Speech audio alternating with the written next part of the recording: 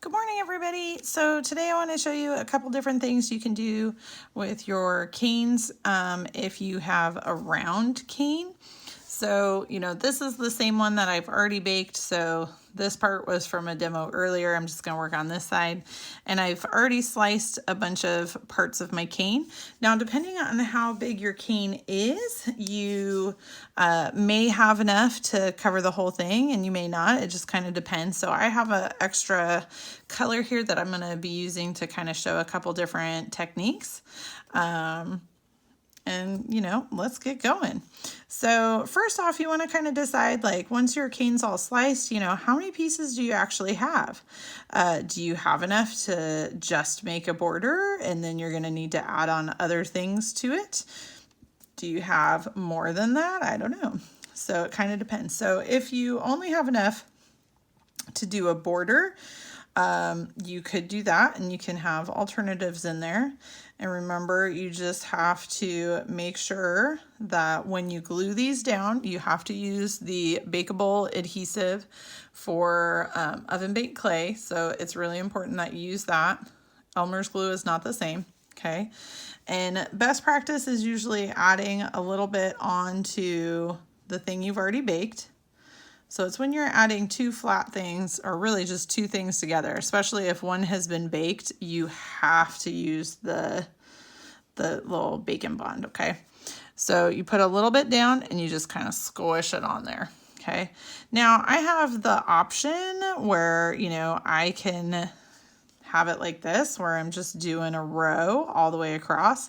And remember, this clay is squishable. So if you make, if you have kind of an awkward end and it doesn't come out perfect like mine did, and you've got a little bit of a gap, stretch it out or squish it or something just to make it kind of fit right.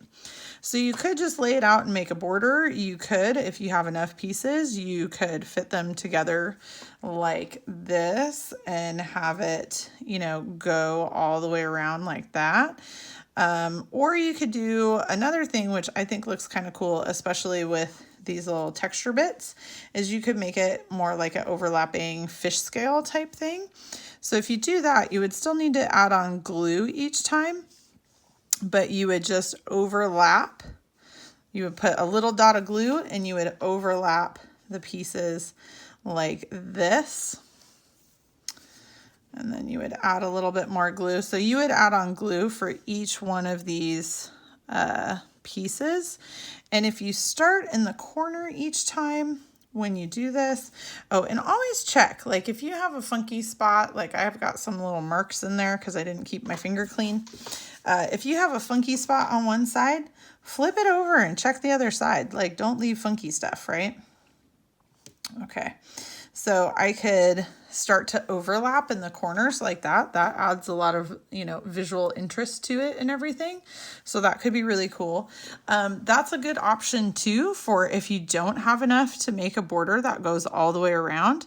Having a really interesting corner border like this, and just do this in all your corners, can look really cool, and then have something else in between. So like I could do all this overlap in just my corners, and then I could take something else, like some other color.